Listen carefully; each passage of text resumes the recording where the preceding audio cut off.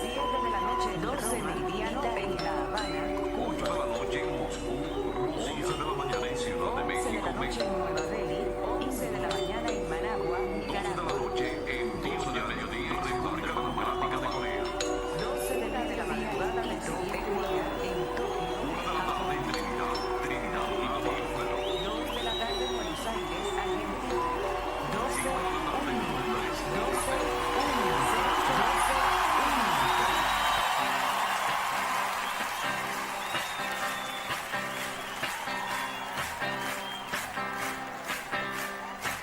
Bienvenida a Tijuana, bienvenida mi amor, de noche a la mañana, bienvenida mi amor, bienvenida mamacita, I'm en ruta a Babilón, bienvenida a la cena, sopita de camarón.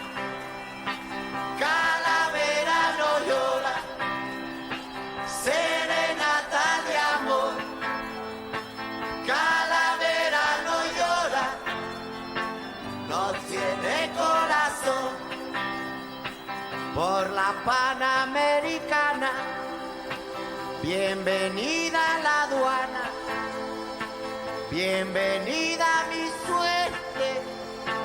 A mí me gusta al verte. I wanna go to San Diego, I wanna go y no puedo. Bienvenida a Tijuana, bienvenida a la Juana. Calavera no llora, serenata de amor. Calavera no llora, no tiene corazón. Bienvenida mamacita, I'm en ruta a Babilón. Bienvenida a la Juana, tequila, sexo, marihuana. ¿Qué pasa por la calle? ही रह जाएगा तेरे मेरे ही दिल की सदाएं दुआएं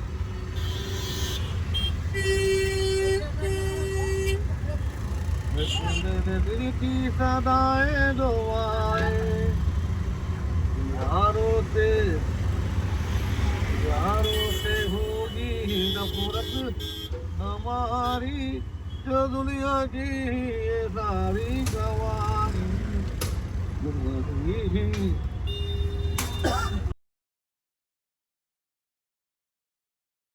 Uno, dos, tres, probando. Uno, dos, tres, probando. Uno, dos, tres, probando. Uno, dos, tres, probando. Mi nombre es Francisco Tayana, soy historiador y tengo casi 33 años.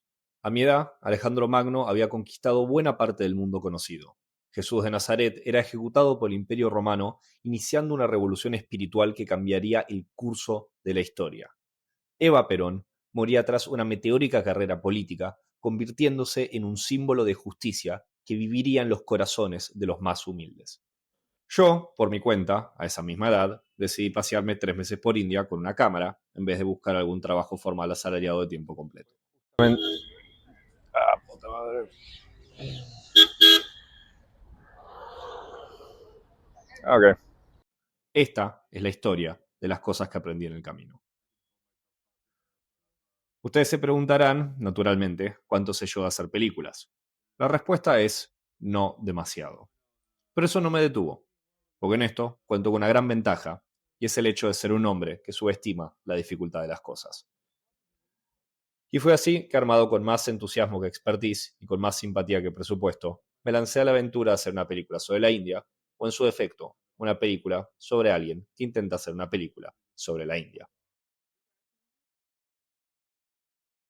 La República de la India está compuesta por 28 estados y 8 territorios de la Unión. Y si bien podría enumerarlos, preferí rendirle homenaje a la legendaria serie de los años 90, Animania, y su canción sobre los países del mundo. Así que le pedí ayuda a mi amiga y cantante profesional, Anna Schwarzberg, que me dé una mano.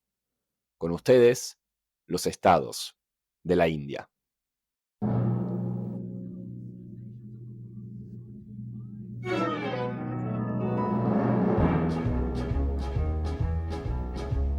Maharsha, Tripura, Gujarat, Kerala, Jharkhand, Bengala, Bihar, Nagaland, Karnataka, Sikkim, Telangana, Goa, Manipur, Punjab, Haryana, Nagar, Havali, Andaman, Puducherry, Nicobar, Odisha, Uttarakhand, Ladakh, Mizoram, Lakshadweep, Vasi, Chandigarh, Arunachal, Himachal, Meghalaya, Odisha, Tamil Nadu, Uttar, Tamil Nadu, Andhra Pradesh, Chhattisgarh, Kashmir, Rajasthan, Assam.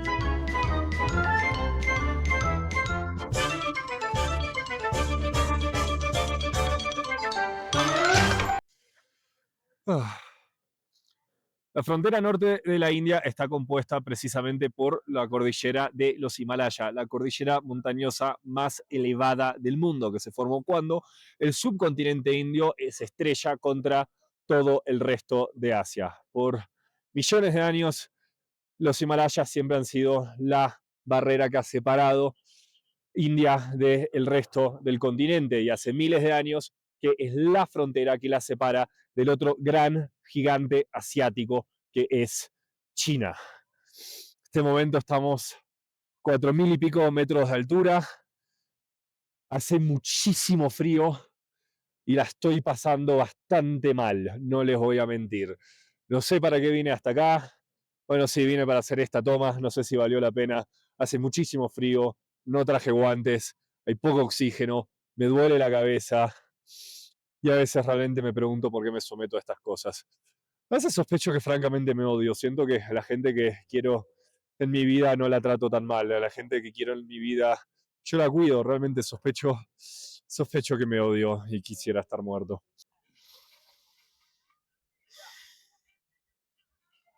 A la puta que vale la pena estar vivo, Estoy acá en el sur de la India, donde siempre hay calorcito y donde todo está bien. Estoy rodeado por el Océano Índico, que es un mar fabuloso. Durante una mitad del año el viento siempre sopla en una dirección, durante la otra mitad sopla en una dirección contraria, lo cual permitió que esta se vuelva la primera zona de comercio transoceánico en la historia humana y lo cual posibilitó que la India a lo largo de milenios acumule una cantidad de riqueza prácticamente inigualable sobre la faz de la Tierra.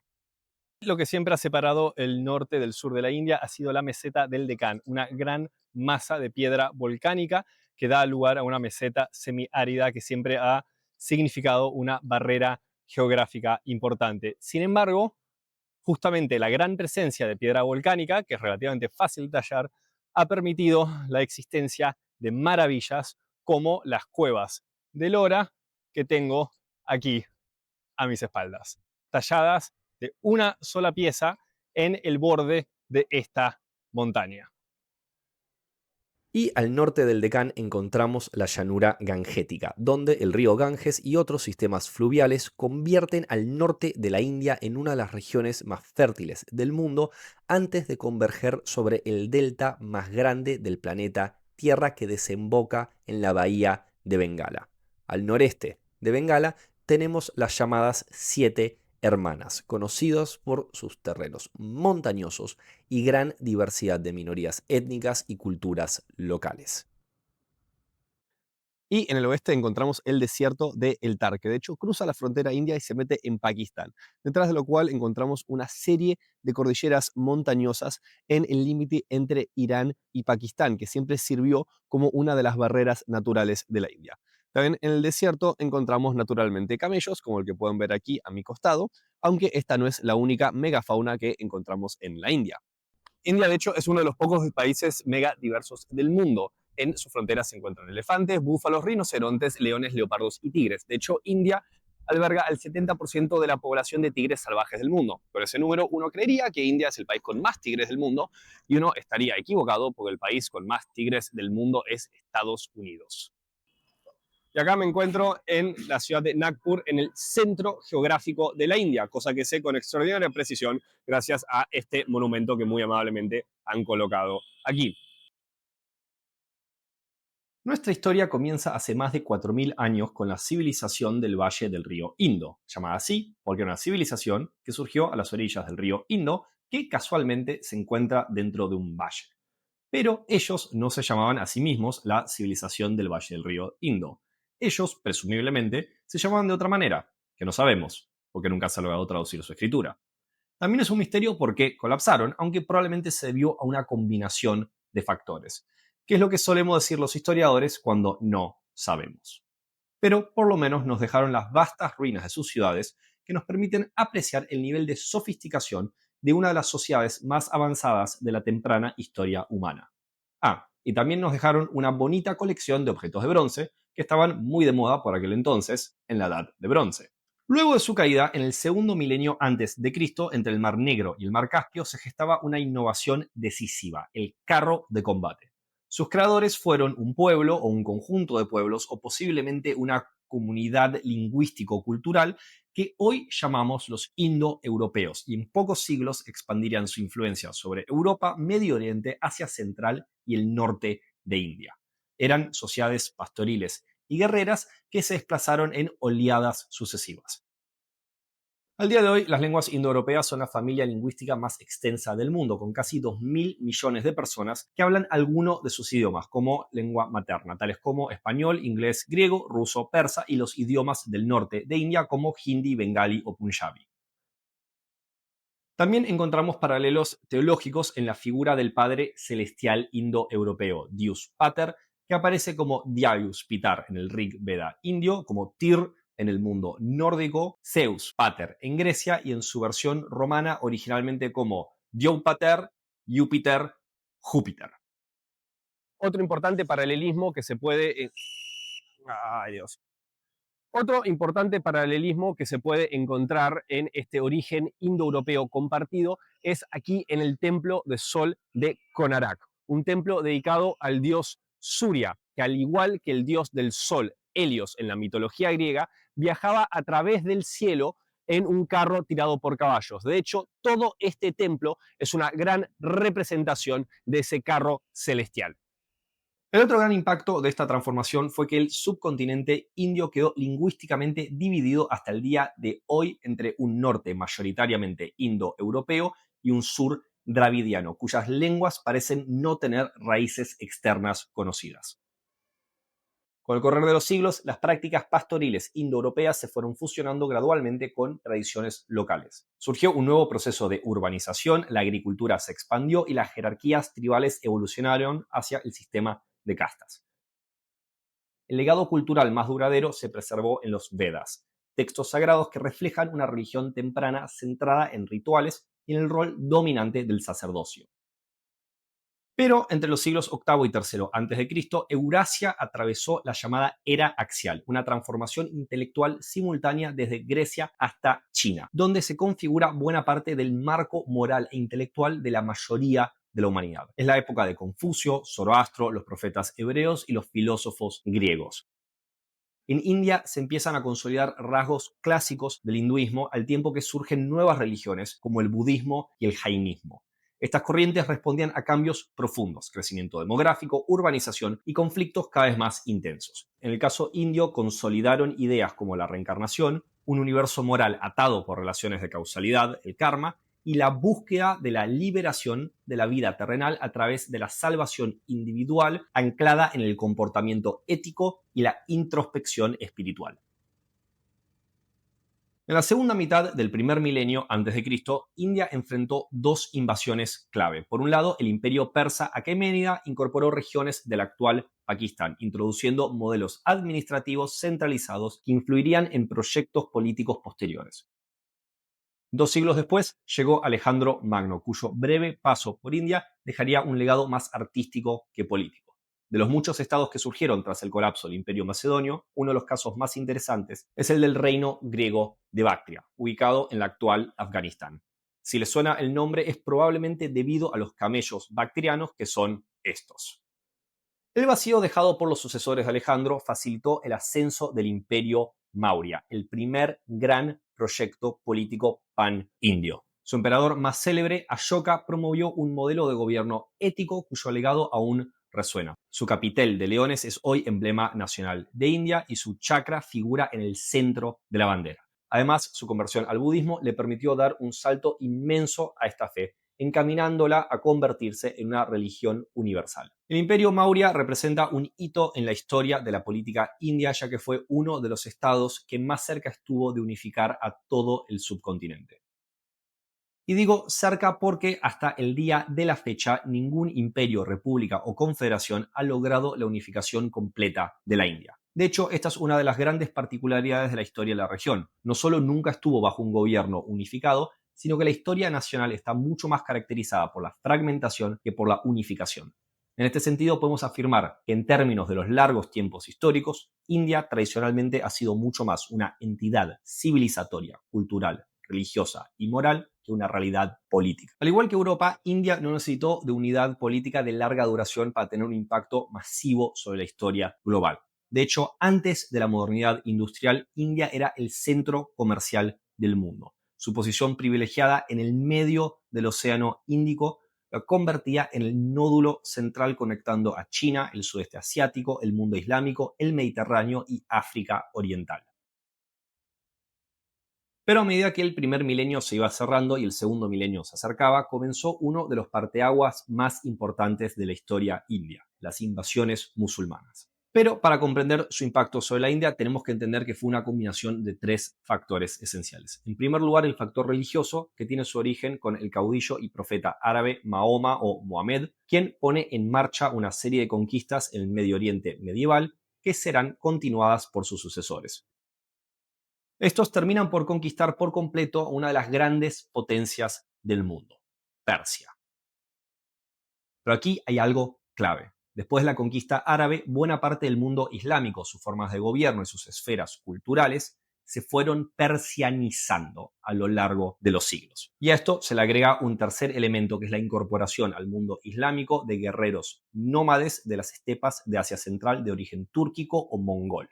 De esta manera, una India fragmentada y acostumbrada a conflictos más localizados, limitados en sus objetivos y regidos por estrictos códigos de honor, tuvo que hacerle frente a la yihad islámica, a la construcción imperial persa y a la guerra nómade profesionalizada. El resultado fue prácticamente un milenio de dominio militar islámico, sobre todo en el norte de la India, entre el 800 y el 1800 después de Cristo a grandes rasgos. Los primeros siglos estuvieron caracterizados por expediciones de saqueo que fueron lentamente dando lugar a proyectos de conquista que vieron el ascenso de grandes potencias islámicas, como el Imperio Gaznávida, el Imperio Gúrida, los sultanatos del Decán o el Sultanato de Delhi.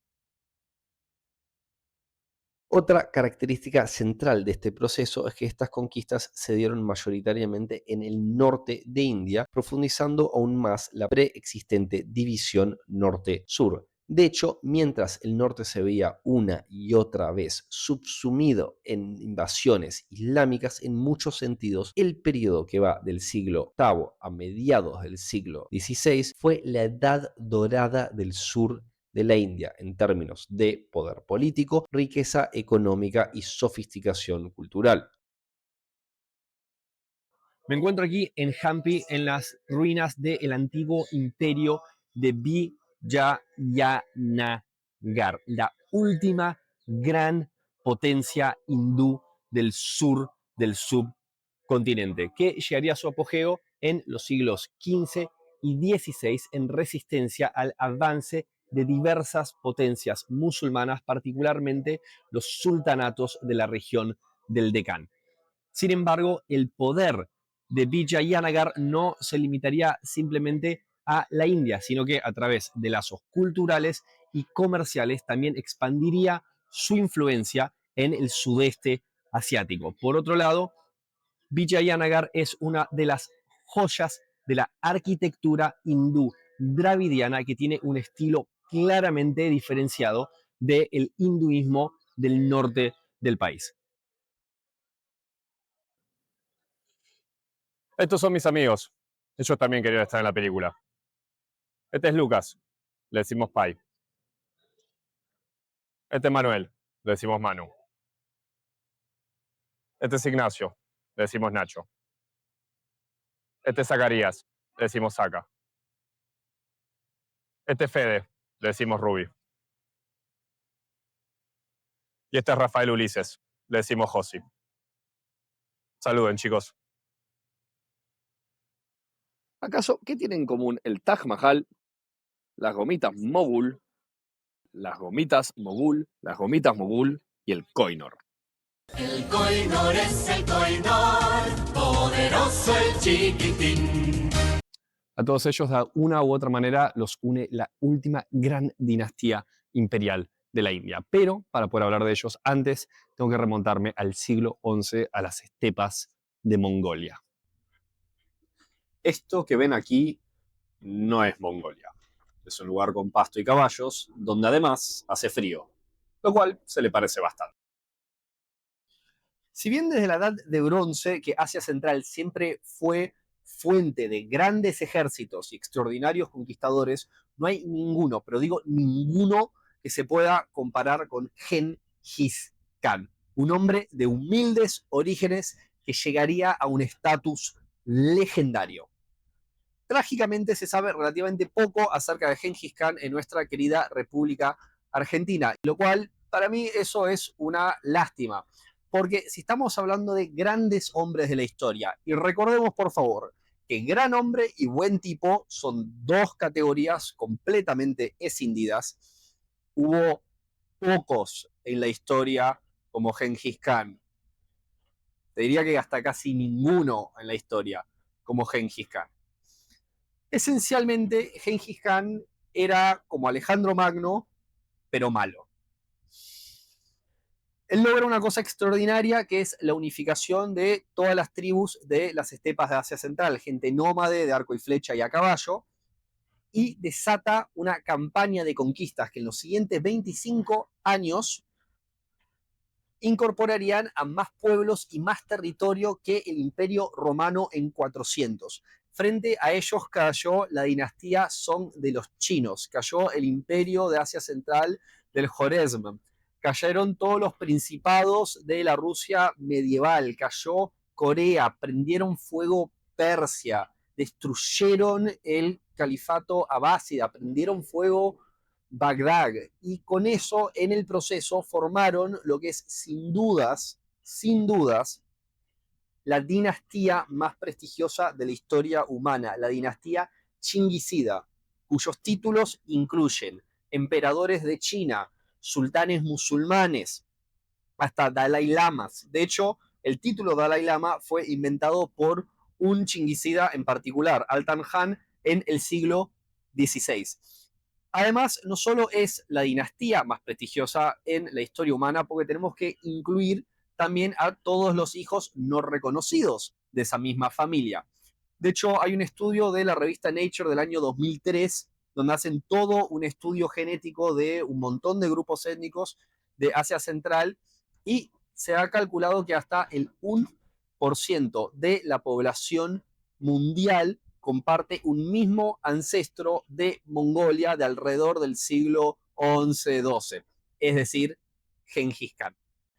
¿Y cómo fue que lograron todo esto? Construir el imperio más grande en la historia humana hasta ese momento, y el imperio contiguo más grande en la historia hasta el presente. Un imperio que se extendía desde Polonia hasta Vietnam, desde Corea hasta Gaza. Bueno, hay una combinación de factores muy importantes. Por un lado, eran un imperio muy tolerante desde lo religioso, profundamente meritocrático. Ellos incorporaban a gente de valor sin importar su religión, su grupo étnico, su estatus social. Si vos servías, si vos tenías alguna habilidad, no importa quién fueras, eras incorporado al imperio mongol. Si vos te destacabas, eras promovido, eras compensado. De hecho, tuvieron también grandes aciertos económicos y comerciales al unificar Eurasia. Trajeron paz a ese continente, permitiendo lo que es realmente la edad dorada de toda la ruta de la seda. Fueron hábiles diplomáticos, tuvieron políticas de enorme tolerancia multicultural, y además todo esto lo combinaron con una aplicación de la violencia despiadada a un nivel colosal, prácticamente sin antecedentes en la historia humana.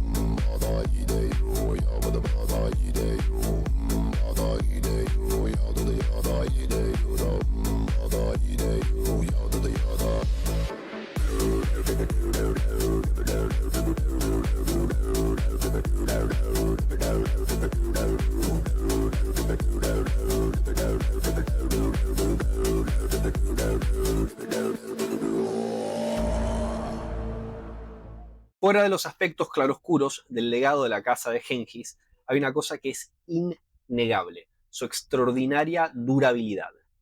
El último monarca descendiente de Gengis Khan fue Said Mir Muhammad Alim Khan, emir de Bujara en la actual Uzbekistán, que pueden ver retratado en esta imagen. Y si se sorprenden de lo bueno que es este cuadro, eso es porque no es un cuadro, es una fotografía, porque Alim Khan gobernó Bujara hasta que fue depuesto en 1920 por las tropas del Ejército Rojo durante la Revolución Bolchevique.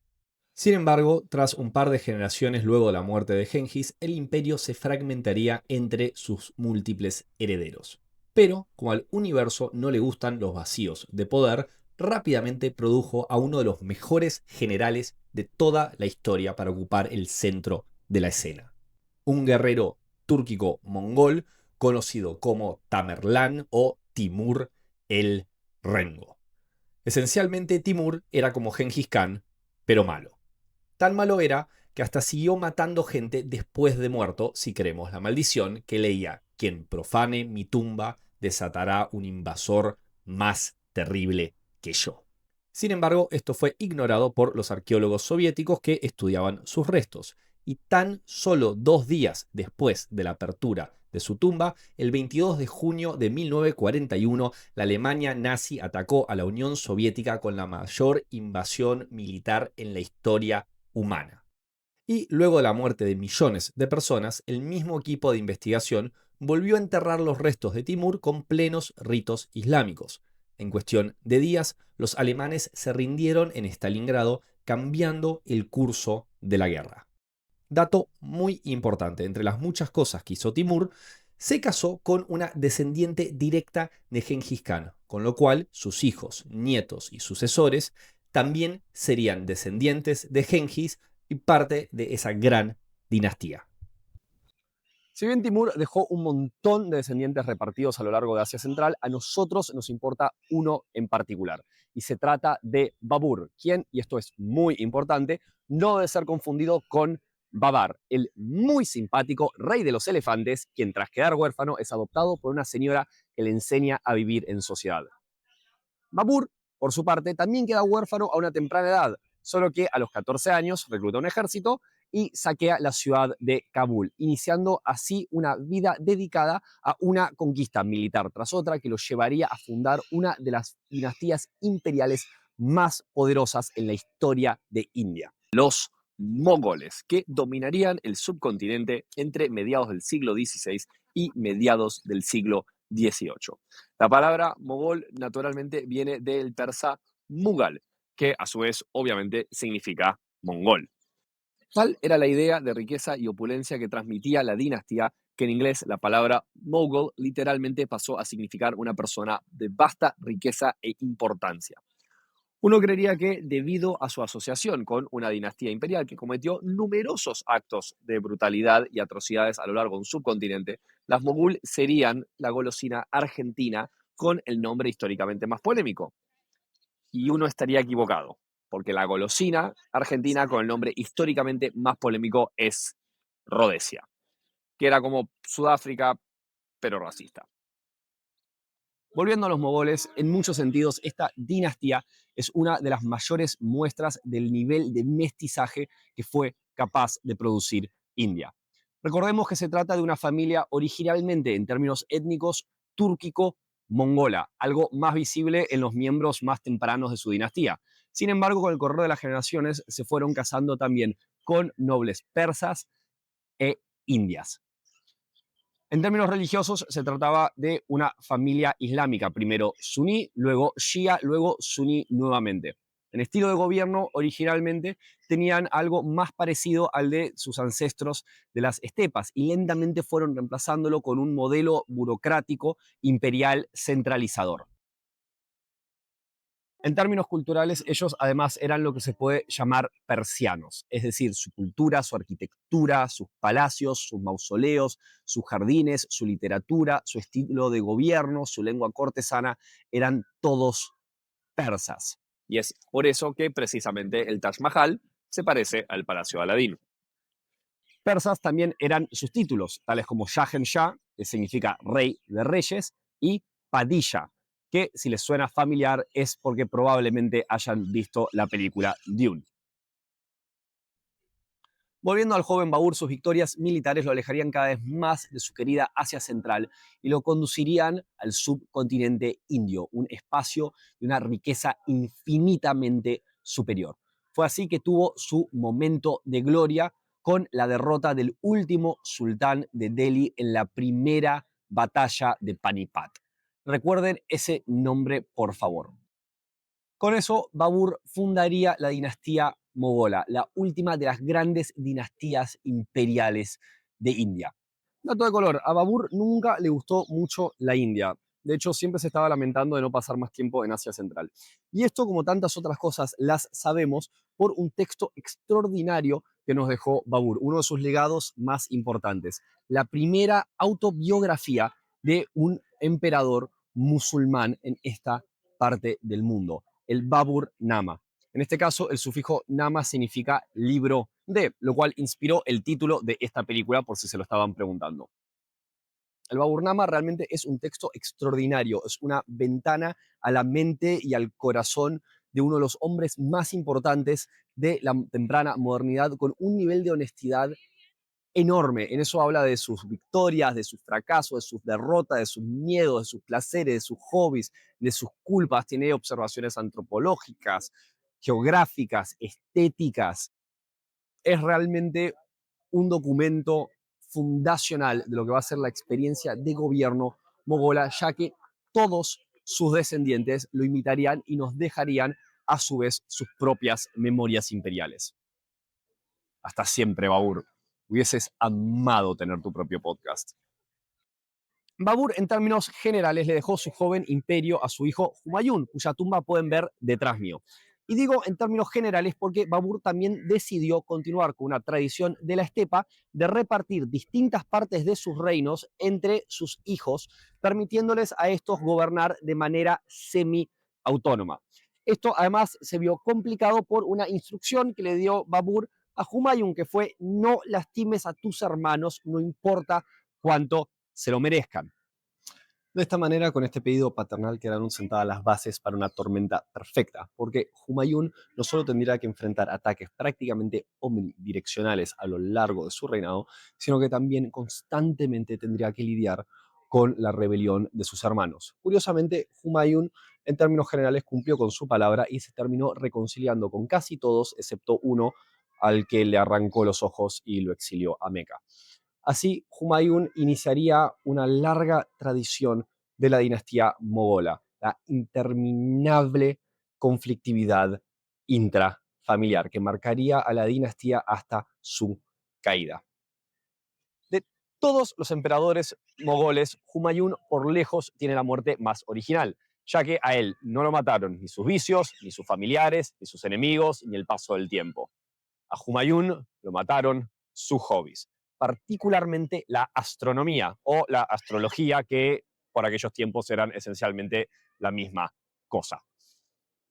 Mucho de la vida de Humayun se regía justamente por criterios astronómicos, astrológicos. De hecho, por ejemplo, él utilizaba un color distinto cada día de la semana, ya que cada día corresponde a un cuerpo celestial distinto. Una buena noche, Humayun se encontraba aquí, una mezcla entre biblioteca y observatorio, llevando libros de astronomía, cuando él se tropieza con su propia capa y cae por las escaleras, rompiéndose la cabeza contra el piso. Hasta siempre, Humayun. Hubieras amado los telescopios satelitales. Humayun fue sucedido por su hijo Akbar, Akbar el Grande, ampliamente considerado el más grande de los emperadores mogoles. De hecho, Akbar, al igual que su abuelo Babur, heredó a una edad muy temprana, con tan solo 13 años. De hecho, varios rivales de los mogoles interpretaron la muerte de Humayun y la joven edad de Akbar como una señal de debilidad y avanzaron sobre Delhi. Pero el adolescente se impondría ganando la segunda batalla de Panipat. Casi tan importantes como sus logros militares serían sus logros diplomáticos, ya que Akbar es el responsable de una de las alianzas estratégicamente más trascendentes que tuvo la dinastía mogola al aliarse con los Rajput, clanes de castas guerreras hindúes, particularmente en el oeste del país. A través de matrimonios estratégicos, la dinastía mogola lograría incorporar a los Rajput, quienes se volverían una de las columnas vertebrales de su construcción imperial. Akbar es celebrado no solo por sus grandes conquistas militares, realmente el arquitecto que convierte a la dinastía mogola, una importante potencia local, en una potencia de nivel mundial, sino que también es en muchos sentidos uno de los líderes que con más entusiasmo abraza la inmensa diversidad que representa la India. Él, a pesar de ser musulmán, lejos de querer imponer su propia religión, una versión ortodoxa de su doctrina, él abraza y celebra la inmensa variedad de pensamiento, de credo y de población que se encuentran bajo sus dominios. Él no busca imponer su propia visión, al contrario, celebra ese debate y construye acá en su propia capital de Fatehpur Sikri un lugar para que esos debates tomen lugar entre místicos, teólogos, misioneros, debatiendo y desarrollando su propia visión de lo que es su lugar en el cosmos. Akbar era un hombre de una inmensa curiosidad intelectual, un hombre que festejaba la profundidad y variedad que contenían sus diversos reinos. Y en ese sentido, Akbar ha sido durante siglos un modelo de lo que India podría y debería ser. De hecho, líderes hasta muy recientes como el primer ministro Jawaharlal Nehru ven en Akbar un ejemplo a seguir de lo que podría ser la India, un país inmensamente diverso y orgulloso de ese legado. Hasta siempre, Akbar. Hubieras amado a las charlas TED.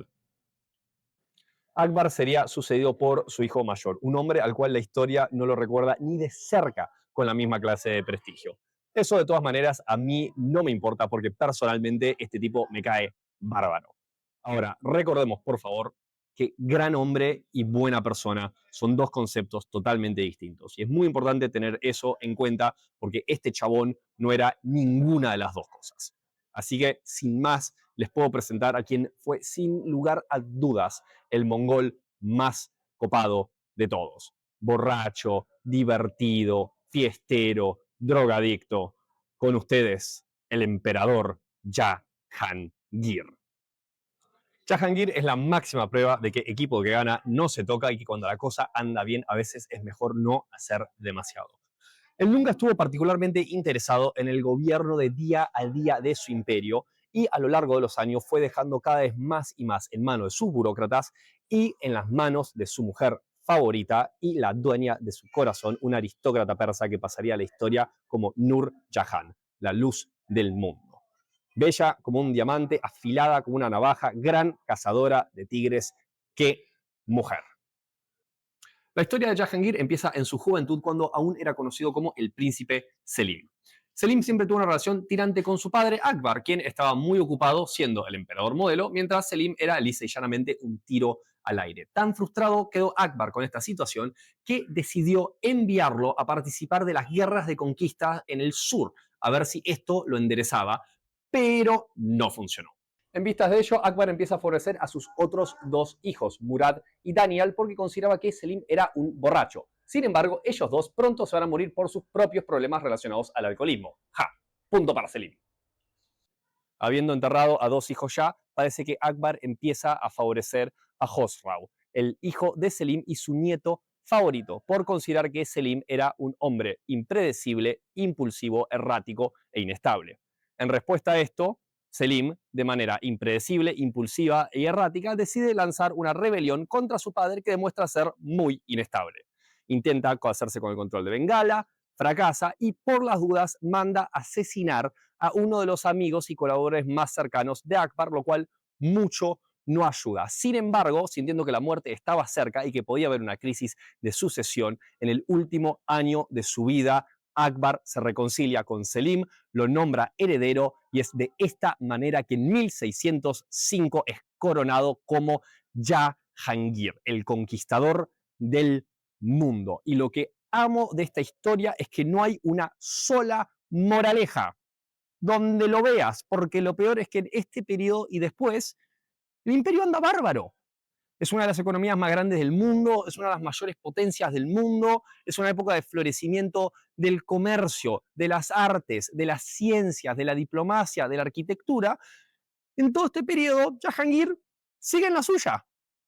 Entre las diversas particularidades del reinado de Jahangir se destaca el hecho de que fue el primer emperador en recibir a un embajador inglés. De hecho, a principios del siglo XVII hay una comitiva que llega a su corte, que en ese momento se encontraba aquí en la ciudad de Ajmer, para ver si había alguna posibilidad de establecer comercio entre el imperio mogol e Inglaterra. Este fue para los ingleses un gran evento. De hecho, el embajador británico que fue escribiría un libro entero acerca de la audiencia que le concedió Jahangir. Para el emperador mogol, sin embargo, este hecho era bastante intrascendente, ya que en ese momento Inglaterra era una isla alejada en la otra punta del mundo, relativamente bastante pobre. De hecho, la cartera personal del emperador representaba algo así como 10 veces el PBI entero de Inglaterra. Lo mejor de todo esto es que en las propias memorias de Jahangir, al embajador ni siquiera lo nombra. O sea, para lo que el embajador británico fue el momento de su vida y nuevamente un libro entero, aparece como una mención muy difusa en las propias memorias de Jahangir, y junto con la anotación de que recibió una delegación de algún reino foráneo que ni siquiera vale la pena detallar, también tiene otra anotación respecto de los hábitos de apareamiento de los pájaros. Con lo cual, mientras este hombre, el embajador inglés, se la pasaba hablando acerca del comercio, Jahangir estaba en silencio, disociado, probablemente preguntándose algo así como: ¿alguien sabe cómo cogen las cigüeñas? Y este interés no se limita únicamente a las aves. Jahangir era un gran amante de todo tipo de animal. De hecho, él se consideraba una especie de naturalista. Él estudiaba los animales, traía científicos de distintas partes del reino, traía los mejores pintores de cada rincón de la India para poder dibujar y retratar los animales. Hacía experimentos, se preguntaba acerca de sus costumbres, de sus hábitos, de su biología. Tenía una intensa fascinación por todo lo que se relacionaba al mundo animal. Hasta siempre, Jahangir. Hubieras amado a los dinosaurios. A nuestro querido amigo Jahangir lo sucede el príncipe Khurram, que asciende al trono con el título de Shah Jahan. Shah Jahan razonablemente sea el mogol más icónico, responsable por la construcción de muchos de los monumentos que asociamos con la India, tales como el Fuerte Rojo y la Mezquita de Delhi y, por supuesto, el Taj Mahal que tengo a mis espaldas. El legado histórico de Shah Jahan no puede ser separado de lo que es sin dudas su obra más famosa, el Taj Mahal, hecho en honor a su esposa principal, Mumtaz Mahal, y el gran amor de su vida, quien murió dando a luz al hijo número 14 de la pareja. Fue así que Shah Jahan, con el corazón partido, decidió construir lo que es, sin lugar a dudas, la tumba más hermosa del mundo. Un edificio icónico que inspiraría la arquitectura india por generaciones, convirtiéndose en uno de los grandes íconos del país. El Taj Mahal también representa ese gran mestizaje cultural que es la India, un país en el cual simultáneamente el Taj Mahal es uno de sus símbolos nacionales y uno de los grandes ejemplos de arquitectura de inspiración persa que existen sobre el planeta Tierra. Curiosamente, el Taj Mahal no sería el monumento más caro que mandó a construir Shah Jahan. Ese honor le pertenece al trono del pavo real. Un trono que, más que un asiento, era una especie de gazebo hecho con alrededor de 1 tonelada de oro macizo, 250 kilos de joyas preciosas, diamantes, rubíes, esmeraldas, coronado por 2 pavos reales en el techo. En los ojos de uno de los pavos reales se encontraba el rubí de Timur, una de las piedras preciosas más valiosas del imperio. Y en el ojo del otro pavo real se encontraba uno de los diamantes más grandes del mundo y uno de los diamantes más importantes y controversiales de la historia, el Koh-i-Noor. El Koh-i-Noor es el Koh-i-Noor, poderoso el chiquitín. Así como lo escucharon, el Koh-i-Noor, uno de los diamantes más valiosos del mundo, pero que tiene una maldición que recae sobre todos los hombres que lo poseen.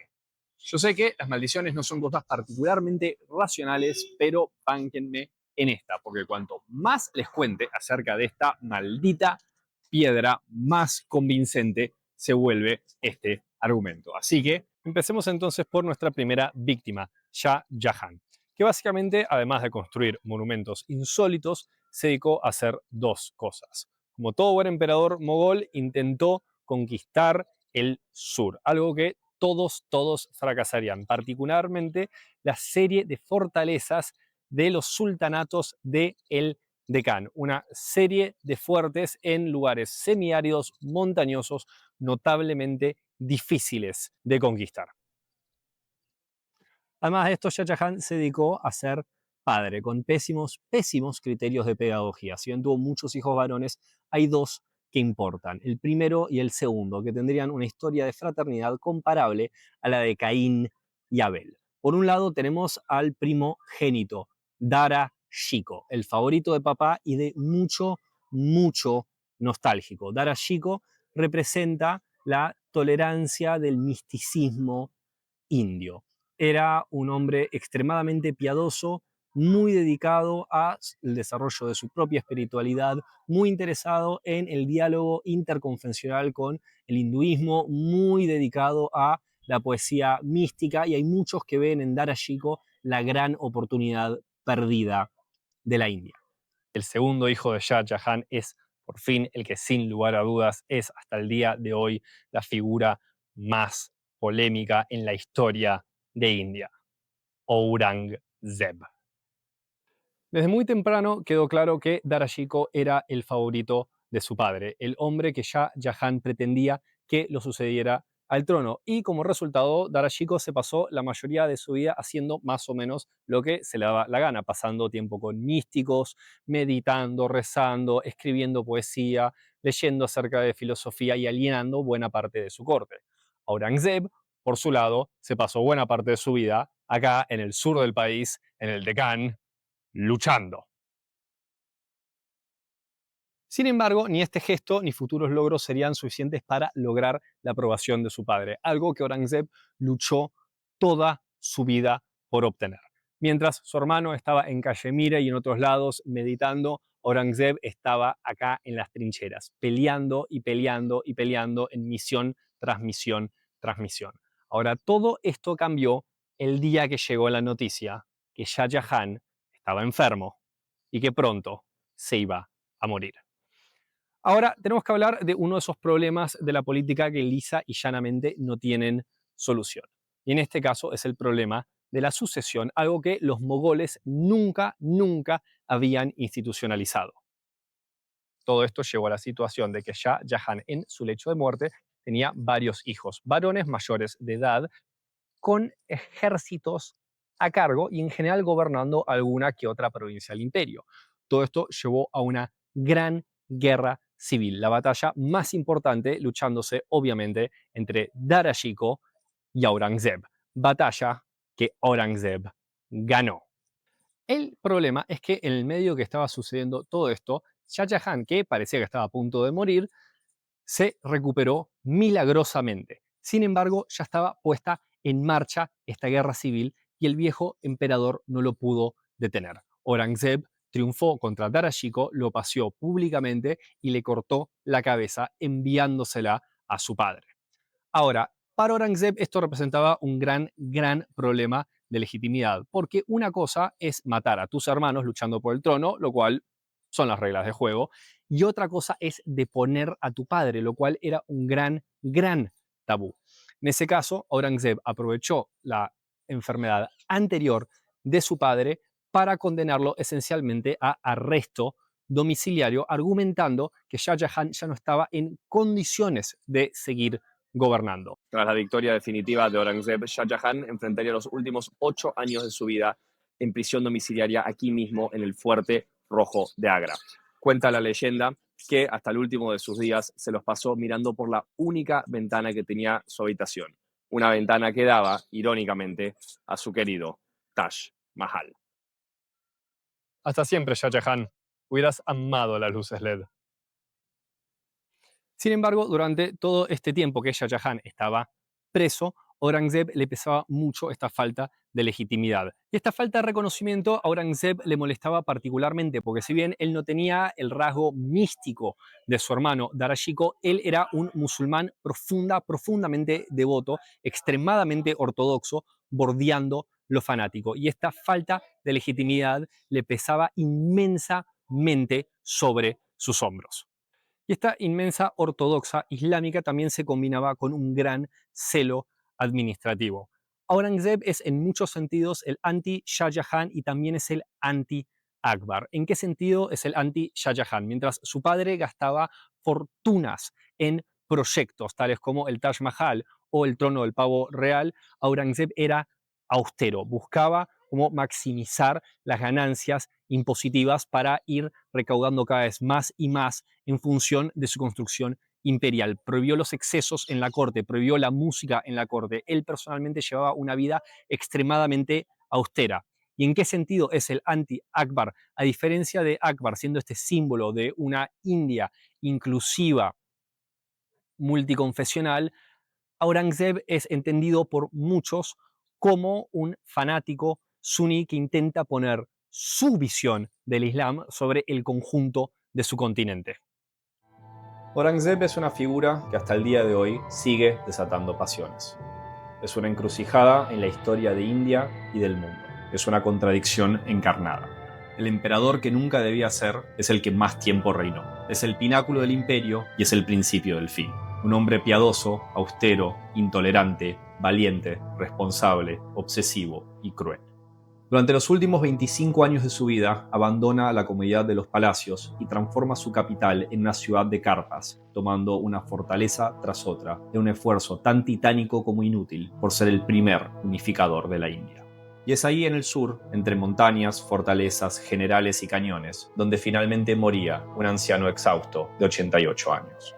Ante todo fue un luchador, luchó toda su vida, por la aprobación de su padre, por la legitimidad de su gobierno, por la unificación de la India, por el perdón de Dios. Luchó contra sus hermanos, contra la geografía, contra enemigos reales, imaginados y creados. Luchó en el campo de batalla hasta el último de sus días. Una vida de lucha que cuando llegaba a su fin sentía que todo había sido en vano. Hay monumentos que son proyecciones de poder, exaltaciones de fe y hasta declaraciones de amor. La tumba de Aurangzeb es otra cosa. La tumba de Aurangzeb es una confesión. Es la confesión de un hombre que pasó toda su juventud luchando por ser visto y luego de 50 años bajo la mirada incesante de la historia, del imperio y de Dios Todopoderoso, se retira de la escena con un único pedido: olvídenme. Hasta siempre, Aurangzeb. Hubieras odiado al siglo XXI. En los años siguientes hubo una sucesión de emperadores débiles y efímeros que no ayudaron a una situación que rápidamente se deterioraba. Pero el momento decisivo llegó con el arribo a India del conquistador persa Nader Shah. Esencialmente, Nader Shah era como Timur, pero malo. Probablemente el último de los grandes conquistadores de espada y de a caballo de Asia Central. Le han dicho el Napoleón de Persia, lo cual es irónico, porque Napoleón fue uno de sus mayores admiradores. Cuestión, un buen día, en 1739, se apersonó en las afueras de Delhi con el mejor ejército de la región, que contaba con camellos de artillería. Y fue así que derrotó al ejército imperial mogol. Después de ello, saquea la capital imperial y, después de masacrar a su población, se retira con más de 8.000 carretas con joyas, oro, diamantes y el trono del pavo real. Pero es en este momento de máxima gloria donde todo se va al demonio porque se vuelve totalmente loco. Hay muchas teorías acerca de por qué, pero recuerden que el trono del pavo real contenía al diamante Koh-i-Noor y ese diamante está endemoniado. Cuestión, Nader Shah se vuelve completamente paranoico, ve enemigos en todos lados y llega a pensar que su propio hijo intentó asesinarlo, así que le arranca los ojos. Pero viendo que su rey está cada vez más loco, sus propios hombres lo terminan asesinando y en una noche su imperio se disuelve cuando los soldados empiezan a saquear su campamento. Es aquí cuando el trono del pavo real es destruido por personas que se quieren llevar por lo menos algún pedazo. En cuanto al Koh-i-Noor, este termina en manos de un general de Nader Shah, Ahmed Shah Durrani, que se convertiría en el padre fundador del Afganistán moderno.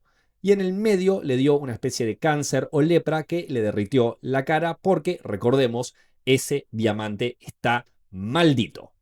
Luego del saqueo de Delhi, India nuevamente se parte en 1000 pedazos. En medio del caos surge una potencia hindú del sur, la Confederación Maratha, que parece encaminada a unificar el subcontinente, pero es derrotada a las afueras de Delhi en la tercera batalla de Panipat, el único lugar que conozco con 3 batallas a su nombre, donde siempre el bando defensor pierde. Con ello se interrumpe el sueño de una India unificada y quien aprovecha el vacío de poder es la Compañía de Indias Orientales, que fue extremadamente efectiva al aliarse con poderes locales, al empezar a mediar entre conflictos y aprovechar cada espacio para ir construyendo su propia base de poder a través de una compleja red de alianzas locales. Y fue así que en un par de décadas algo impensable sucedió, que fue que una empresa pasó a controlar uno de los territorios más extensos y ricos sobre el planeta Tierra. Uno de los desarrollos más interesantes que le siguen a todo el caos, que es el colapso de la dinastía mogola, es algo que surge en el noroeste de la India, en el Punjab, particularmente después de que un hombre llamado Ranjit Singh capture la ciudad de Lahore en 1799. 2 años después se corona como Maharaja, que significa algo así como gran rey, pero también puede traducirse a emperador, fundando oficialmente el imperio Sikh. La historia de los Sikh comienza en el siglo XV dentro de un marco de síntesis cultural entre el hinduismo y el islam, con las enseñanzas del maestro o guru Nanak, que produce una nueva religión monoteísta. Él tendría 9 sucesores que irían expandiendo la teología, enfatizando fuertes principios comunitarios, igualdad social y rechazo a las castas. El 10º gurú, Gobind Singh, terminó de consolidar la religión. Institucionalizó el nombre Singh, es decir, león, para todos los hombres, y Kaur, o princesa, para las mujeres, como una forma de subvertir las castas. También dictaminó que él sería el último gurú humano y que los textos sagrados pasarían a ser el gurú eterno. Por último, terminó de darle una forma más cohesiva y militante a la religión frente a una creciente persecución mogola, particularmente luego de las ejecuciones del 5º y 9º gurú por Jahangir y Aurangzeb respectivamente. En el caso del imperio Sikh tenemos algo que es realmente fascinante, que es el desarrollo de esencialmente un imperio teocrático, militarizado, pero profundamente modernizante en su estrategia. Un imperio que va a lograr pelear casi de igual a igual contra las tropas británicas durante décadas. Ahora, finalmente, el imperio Sikh va a caer a mediados del siglo XIX y ustedes se preguntarán por qué. Si bien hay varias explicaciones de carácter político, estratégico, tecnológico que podría detallar, hay un dato que me parece fenomenalmente interesante, que es el siguiente. En 1813, Maharaja Ranjit Singh recibe a Shah Shuja, el último gobernante de la dinastía Durrani, un hombre que venía a buscar refugio justamente acá en la corte de Ranjit Singh, en Amritsar, pero este hombre tenía un secreto que después de cierta presión por parte de Ranjit Singh termina entregando lo que él traía consigo, el diamante Koh-i-Noor. Y 30 y pico años después, finalmente, el imperio Sikh es conquistado por los británicos. A pesar de haber hecho mucho, muy bien, durante mucho tiempo, entre otros motivos, caen, y yo estoy convencido de esto, porque ese diamante está maldito. Y si no me creen, acá tienen un breve repaso de todo lo que le pasó a esa dinastía en los 4 años que le siguieron a la muerte de Ranjit Singh. En primera instancia, el Maharaja es sucedido por su hijo, a quien su corte se dedica a envenenar lentamente con arsénico. A su muerte lo sucede su hijo, quien, volviendo del velorio de su padre, se le cae una piedra en la cabeza de un edificio y se muere ese mismo día. Ahí la madre del difunto asume como regente mientras su nuera estaba embarazada. Pero un mes y medio más tarde, su nieto nace muerto y ella es luego depuesta, exiliada a un palacio y asesinada a garrotazos por sus sirvientes. Ahí asume su cuñado, quien muere cuando un noble cercano le dispara un escopetazo. Ahí asume como Maharaja el hermano de este e hijo menor de Ranjit Singh, que tenía 5 años. Y menos de 5 años después de haber asumido, el imperio Sikh sería borrado de la faz de la tierra por los británicos, quienes se hicieron con el diamante. Pero esto no termina ahí. Ahí los funcionarios de la Compañía de Indias Orientales decidieron enviárselo de regalo a la reina Victoria. El barco en el que lo mandan atraviesa un huracán y sufre una epidemia de cólera antes de llegar a Inglaterra. Una vez allí, quien tuvo un particular interés en el diamante fue el príncipe Alberto, marido de la reina, quien decidió exhibir el diamante en la primera exposición universal en Londres, donde fue un fracaso absoluto porque no brillaba lo suficiente. Ahí Alberto decide cortar el diamante y le concede el honor de hacer el primer corte a Arthur Wesley, el duque de Wellington, el de la batalla de Waterloo, quien poco después de esto cae muerto. Lo que no pudo Napoleón en años lo logró el diamante en un solo acto. A todo esto al príncipe Alberto tampoco le fue muy bien, ya que murió en un accidente involucrando caballos. Eventualmente, el diamante formaría parte de la corona de la reina madre Isabel y continúa siendo objeto de controversia hasta el día de hoy. El Koh-i-Noor es el Koh-i-Noor, poderoso el chiquitín. Si se estaban preguntando si es una buena idea que una empresa privada motivada puramente por la ganancia económica gobierne un territorio inmenso con centenares de millones de personas, la respuesta es definitivamente no, porque va a ser el gobierno de la Compañía de Empresas Orientales que realmente destruya mucho del entramado social y económico de la India a medida que van moldeando cada vez más parte del territorio de acuerdo a una lógica puramente extractivista de una empresa privada.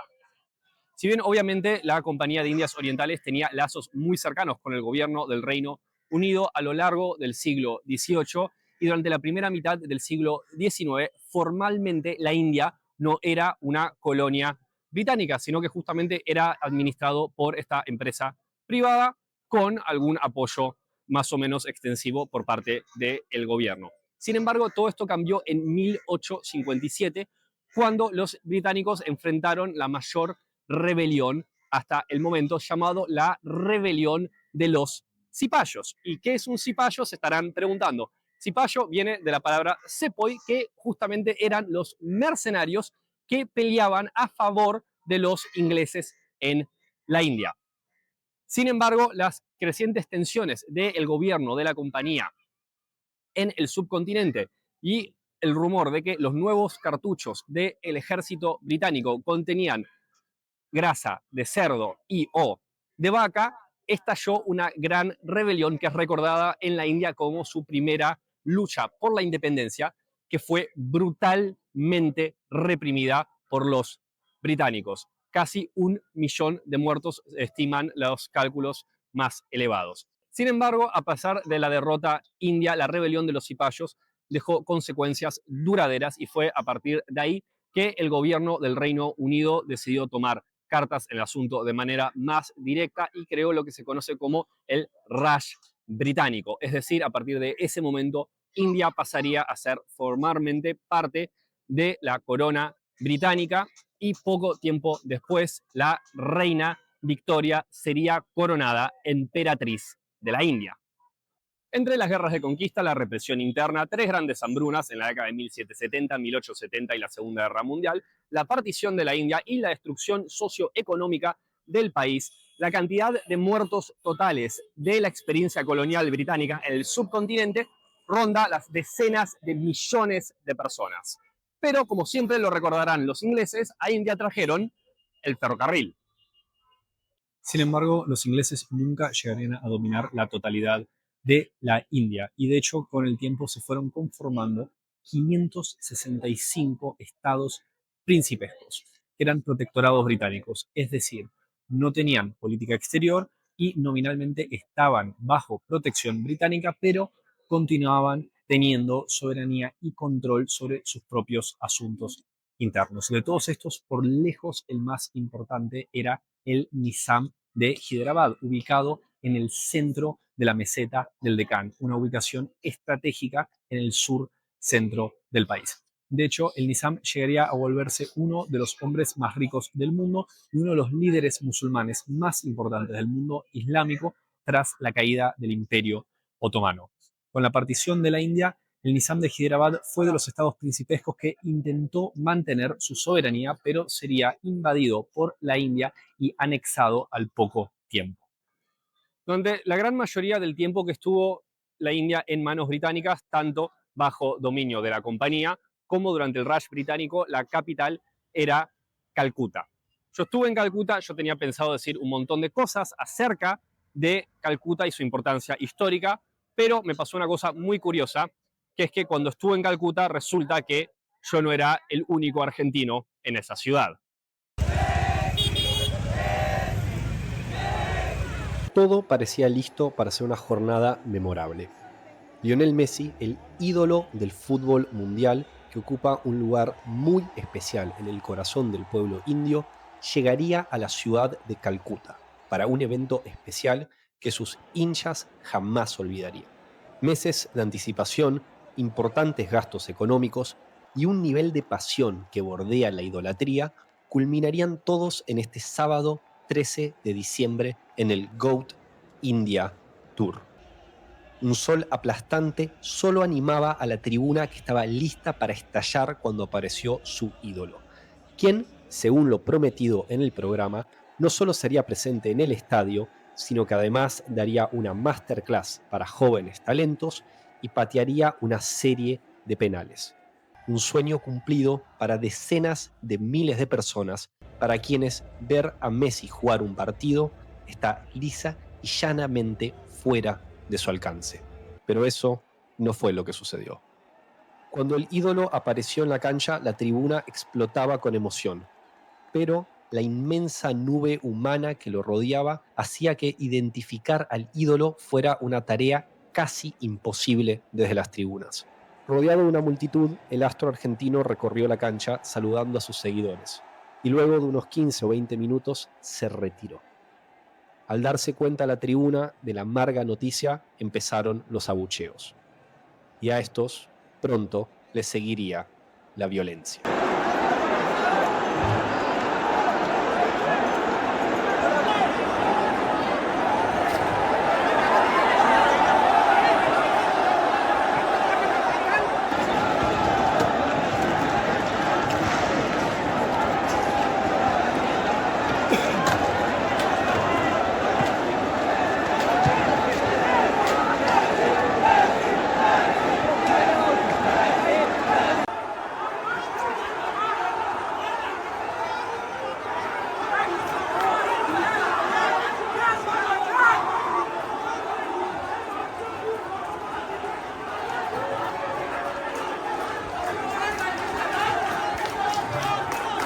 Lo que se suponía que tenía que ser un día de celebración, un momento de coronación para los fans de Messi, acá en el estadio más grande de India, ha terminado en un caos absoluto. A diferencia de lo prometido, el ídolo apareció apenas 20 minutos en el campo de juego, rodeado de gente, prácticamente no se podía ver desde las gradas, no pateó penales, no hizo varias de las cosas que estaban programadas y la gente está indignada. Están revoleando sillas, están entrando al campo de juego, están tirando botellas, están tirando pancartas, están gritando, hay estampidas, hay corridas y la gente está visiblemente furiosa. We love Messi, but total stadium is reacting just because of the initiator. Because we came over here, we paid a lot of money just not to see the appearance of like 15 minutes, and we cannot see him properly, and that's the solid reason the total stadium is reacting. This protest is not against Messi.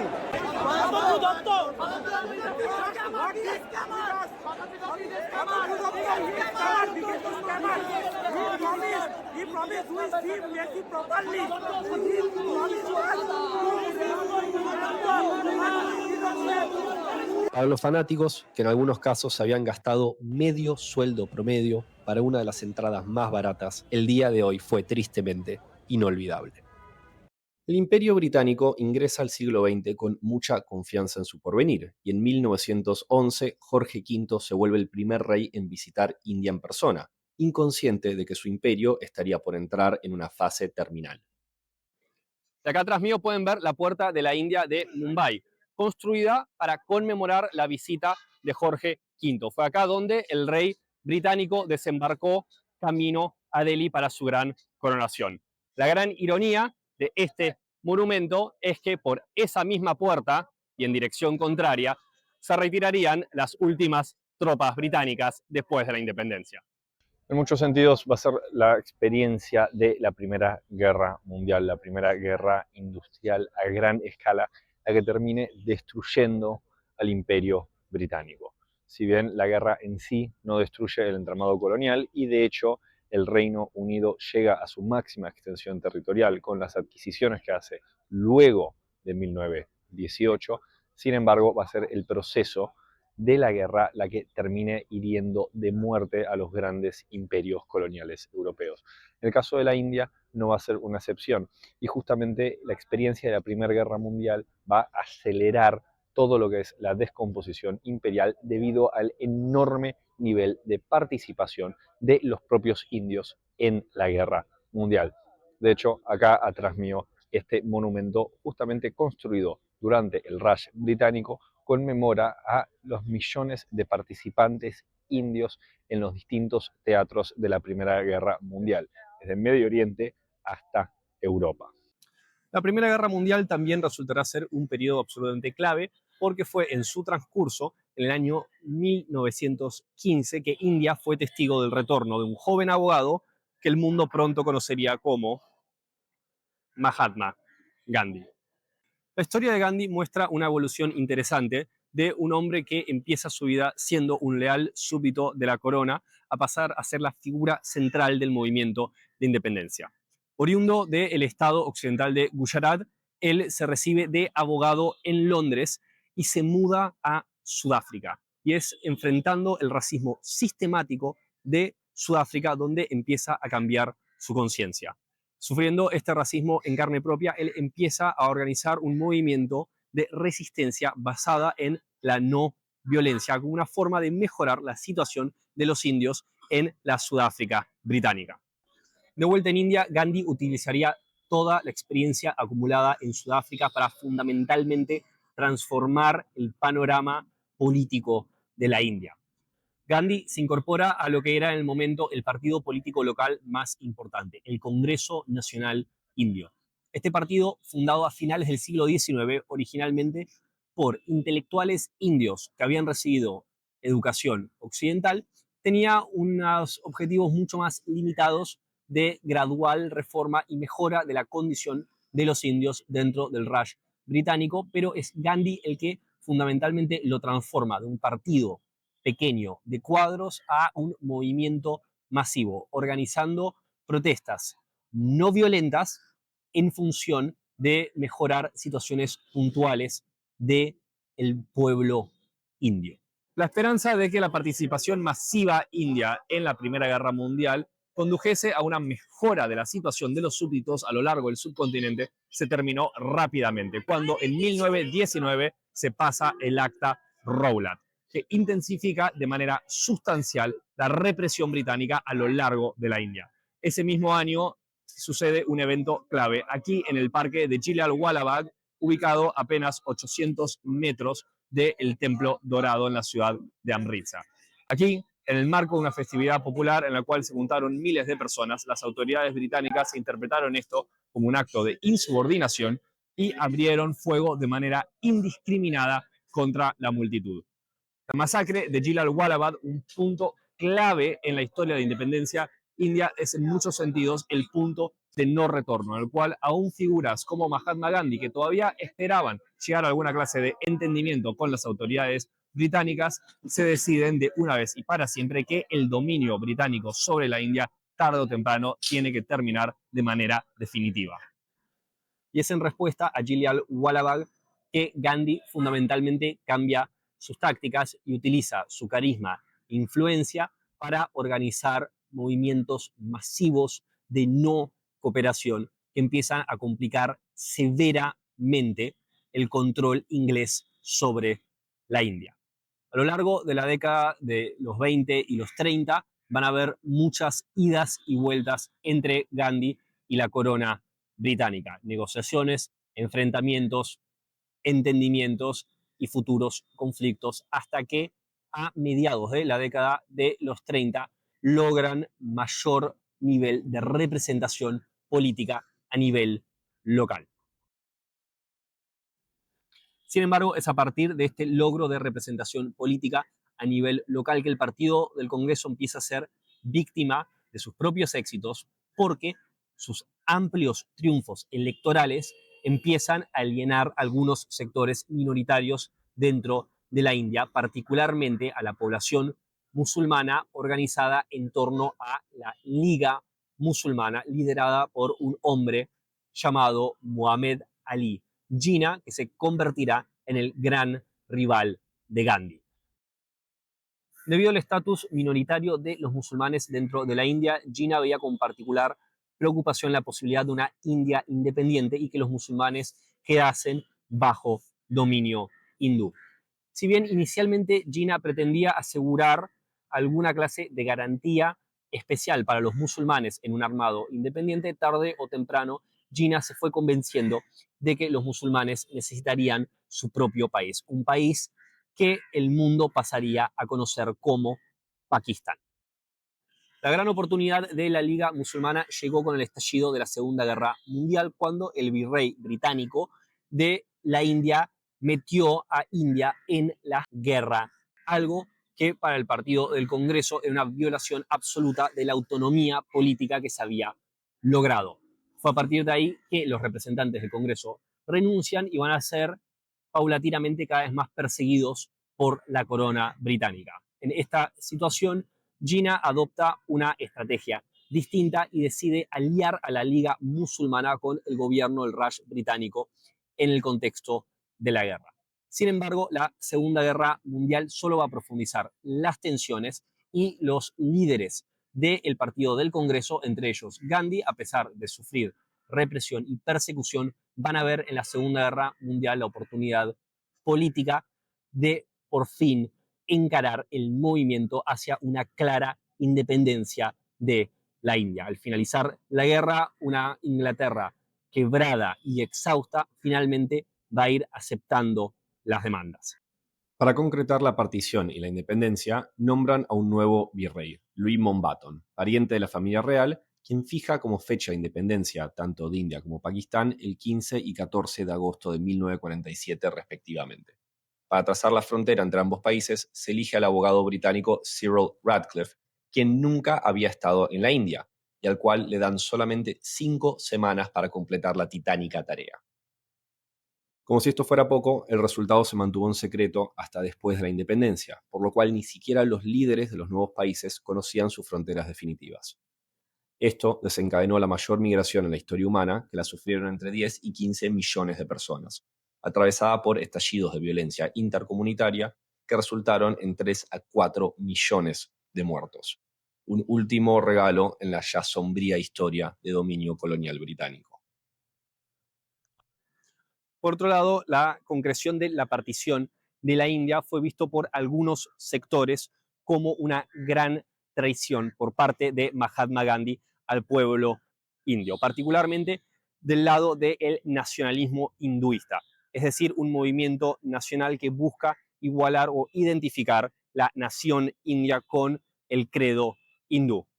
Y fue esto que condujo a un extremista hinduista a esperarlo a Gandhi a la salida de su hogar y asesinarlo de varios tiros el 30 de enero de 1948, terminando así con la vida de un hombre que había hecho de la no violencia el pilar central de su carrera política y su lucha independentista. Sin embargo, la situación de la partición de la India es aún más compleja. De hecho, desde su conquista en el siglo XIX, Myanmar también fue parte de la India británica hasta 1937, cuando la separaron administrativamente y la convirtieron en su propia colonia, hasta que obtuvo su independencia en 1948. Estoy acá en el noreste de India, en una región llamada las Siete Hermanas, que es como ese ganchito que tiene India que abraza a Bangladesh. Y estoy cerca de la frontera de Myanmar, país al cual no voy a ir, pero que fui en su momento en el 2018. Y la verdad que lo amé. De los países más bellos que vi en mi vida, gente hermosa, sobre todo viniendo de otros lugares del sudeste asiático, destruidos por el turismo. Y de repente estaba en Myanmar y como que era muy lindo, gente que se acercaba a vos a hablarte, porque genuinamente le interesaba lo que tenías para decir y de dónde eras y quién eras. Divino.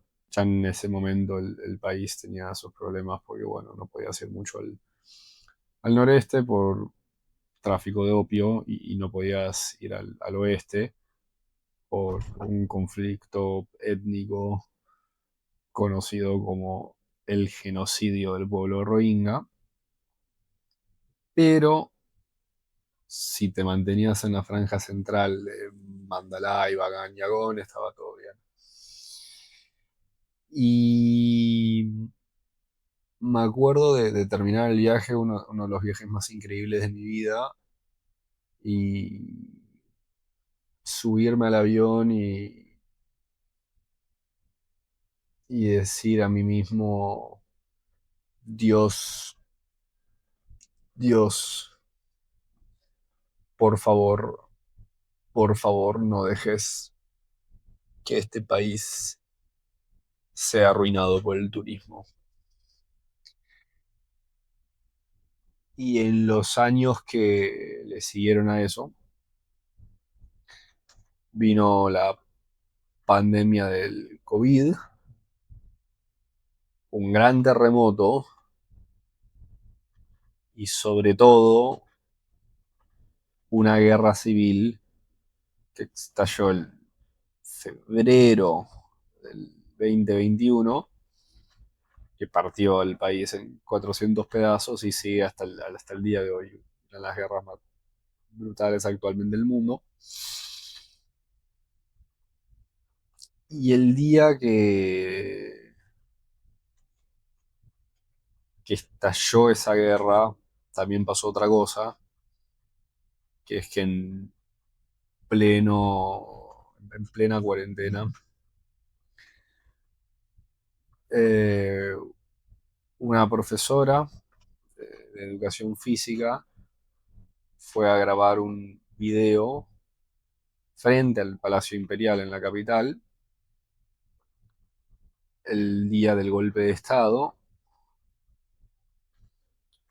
y creo que es la mejor ilustración de lo que significa la disociación absoluta que es vivir en la década del 2020.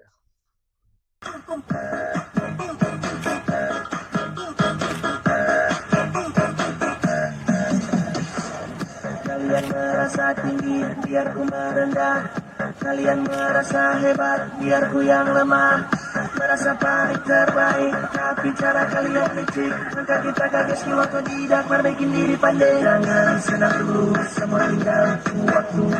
Ada yang manis, tapi itu bukan susu. Baru haus kuliah, datang sekolah dia jagoan. Maaf sedang, sorry pedang, abang bang jago.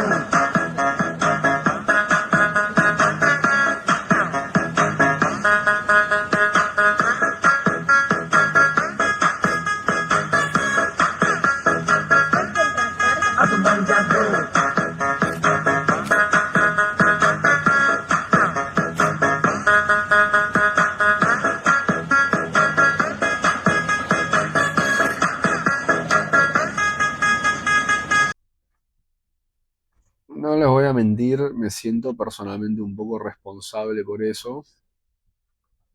Desde que pasó, prometí no volver a rezar en esos términos tan difusos y tan irresponsables. Hasta que vino la final del mundo contra Francia y dije, Dios, no me importa nada, cueste lo que cueste. Por favor, que Argentina gane este partido. Con lo cual, claramente no he aprendido mucho. Pero desde entonces rezo bastante menos. No sé qué hacer con nada de esa información, pero por algún motivo era importante para mí que ustedes lo sepan.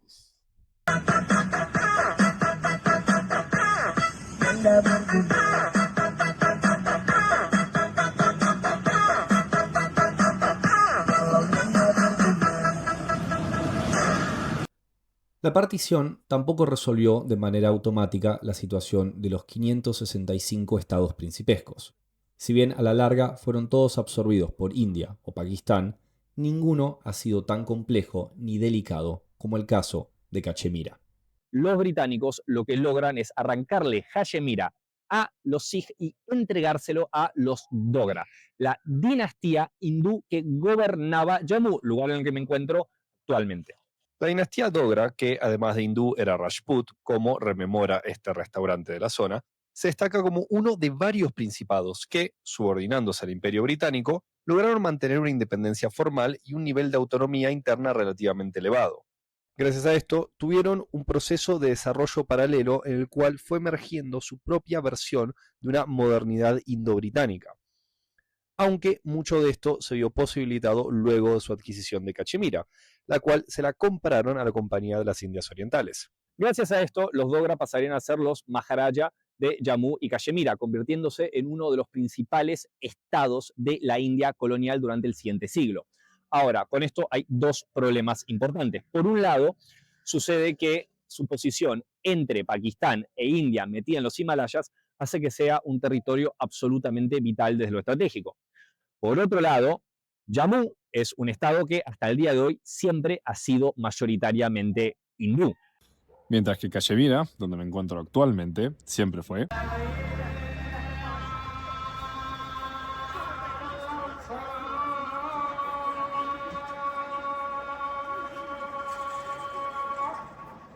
musulmana, como pueden apreciar con esto aquí. Esto es la Jamia Masjid, una de las mezquitas más grandes de toda India, por la que pasaron muchas personas muy importantes, incluidos nuestros viejos amigos Jahangir y Aurangzeb. Con la partición de la India, Hari Singh, el por entonces Maharaja Dogra de Jammu y Cachemira, originalmente intentó, como muchos otros príncipes, mantener su independencia y ser otro estado más de los Himalaya, como Nepal, Sikkim o Bután. Sin embargo, la creciente tensión interreligiosa que atravesaba el subcontinente llegó a sus dominios y la violencia no tardó en estallar. En medio de este contexto, el ejército pakistaní empezó a armar grupos militantes tribales que lanzaron una rebelión en el oeste de Cachemira. Frente a esta crisis, Hari Singh pidió ayuda al gobierno de India. El primer ministro Nehru, que coincidentemente era oriundo de Cachemira, puso la condición de que a cambio el principado se integre formalmente a la República de la India. Hari Singh aceptó y con ello comenzó la Guerra Indo-Pakistaní de 1947-1948. Esta fue la primera, pero no la última guerra que se peleó por o en Cachemira, ya que a esa le siguieron la Guerra Indo-Pakistaní de 1965, la Guerra Indo-Pakistaní de 1971, la Guerra de Kargil de 1999 y un breve conflicto fronterizo en el 2025. El conflicto por Cachemira entre Pakistán e India continúa siendo no solamente uno de los conflictos geopolíticos más sensibles del subcontinente, sino una de las hipótesis de conflicto más probables que lleven a una guerra termonuclear. De hecho, se calcula que si Pakistán e India pelean una guerra nuclear entre ellas y se tiran aproximadamente unas 300, 400 bombas atómicas, estamos hablando de un escenario de posguerra con alrededor de 2.000 millones de muertos en el hemisferio norte. La partición de India representó una pesadilla estratégica tanto para Nueva Delhi como para su rival Pakistán. Mientras que India se encontraba flanqueada por ambos lados por Pakistán, este tenía que intentar mantener unido un país compuesto por grupos étnicos y lingüísticos muy distintos y separados por miles de kilómetros. Luego de la anexión india de la colonia portuguesa de Goa, Pakistán empezó a apoyar grupos separatistas en el noroeste de India, lo cual condujo a India a hacer lo propio con los pashtunes, los baluchi, pero particularmente con los bengalíes en Pakistán oriental. Saludos desde Dhaka, capital de Bangladesh. Dato de color, originalmente esta ciudad se conocía como Jahangirnagar, en honor a nuestro viejo amigo Jahangir, que todavía hasta el día de hoy tiene una universidad en su nombre. Cuestión, el apoyo indio al separatismo bengalí encuentra terreno fértil gracias a décadas de subordinación política, una degradación de la democracia, reiterados golpes militares, una marginación cultural, supresión de la lengua local y 2 hambrunas. Por su parte, el gobierno pakistaní responde a esto con una represión crecientemente brutal e indiscriminada que llega a niveles catastróficos en 1971. Esto desencadena una crisis de refugiados en las cuales 10 millones de personas van a terminar del otro lado de la frontera, del lado indio. Esto lleva a la primera ministra Indira Gandhi a responder y empezar a apoyar activamente el movimiento por la independencia de Bangladesh, lo cual resulta en una tercera guerra con Pakistán, que en este caso se van a intervenir directamente también las superpotencias, Estados Unidos y la Unión Soviética, ambos los cuales mandan flotas nucleares a la bahía de Bangladesh, en uno de los puntos más álgidos de la Guerra Fría desde la crisis de los misiles cubanos. Después de la guerra, Bangladesh logra finalmente volverse un país independiente y una de las cosas que pueden hacer gracias a eso es justamente empezar a utilizar su propio idioma, lo cual está muy bien para ellos y los felicito, pero hay un pequeño detalle que es que el bengalí además tiene su propio sistema numérico y yo no lo puedo leer. Entonces mi actual problema es el siguiente. Mi tren viene a ser este de acá y el número de tren viene a ser este de acá, y después de un rato de comparar carácter por carácter, creo que el mío viene a ser este de acá, y esa es la plataforma que todavía no logré descifrar qué número se supone que es. Y, hablando de idiomas, con la independencia rápidamente surgió otro problema. ¿Cuál sería el idioma de la nueva República de la India? Un problema complejo, ya que India nunca tuvo una unidad lingüística. Lo que se terminó decidiendo fue, por un lado, preservar el inglés, ya que por lo menos administrativamente se hablaba a lo largo del país, y con los años se fueron armando un listado de 22 idiomas cooficiales, que se hablan en algunos estados y en algunos no, ya que elegir cualquier idioma en particular sería visto como la imposición de una región sobre las demás. Y estos idiomas son, en orden alfabético, asamés, bengalí, bodo, cachemiro, dogri, gujarati, hindi, canarés, konkani, maithili, malabar, manipurí, marathi, nepali, orilla, punjabi, sánscrito, santalí, sindhi, tamil, telugu y urdu. Bien, Bien. Ok, uno más. Con la independencia surgió rápidamente un nuevo problema. ¿Cuál sería el idioma oficial de la India?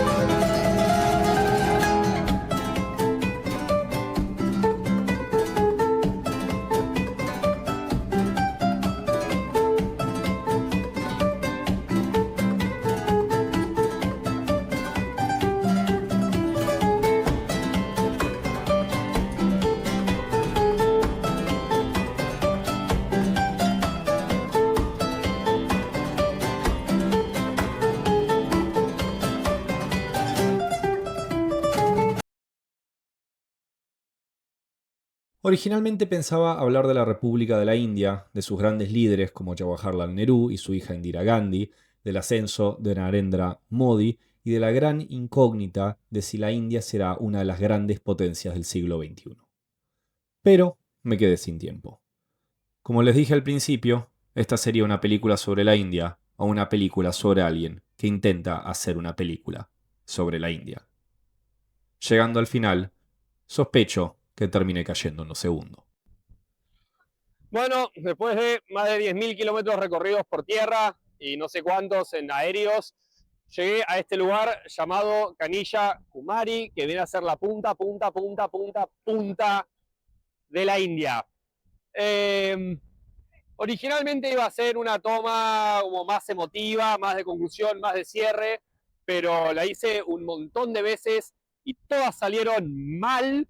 Así que bueno, esta es la última vez que voy a hacer esta toma, pues ya se está poniendo el sol. Esta es la última toma del documental y va a salir como salga. Originalmente me iba a tomar un barco a esa isla, pero llegué tarde y no se pudo. Atrás mío pueden ver la estatua de alguien que no sé quién es porque no lo googleé y ya no me entra un solo dato más en la cabeza. Así que listo. Estoy en la punta de la India, hasta acá llegué.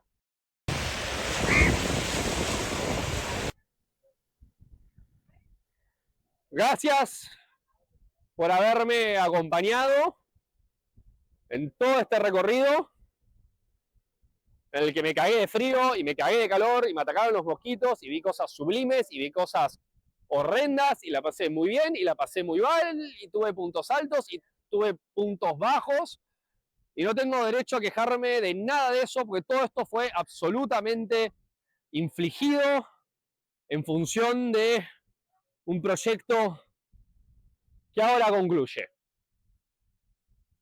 Así que, sin más, donde ya sobran las palabras, lo único que tengo para decirles es muchas gracias y si Dios quiere, hasta la próxima.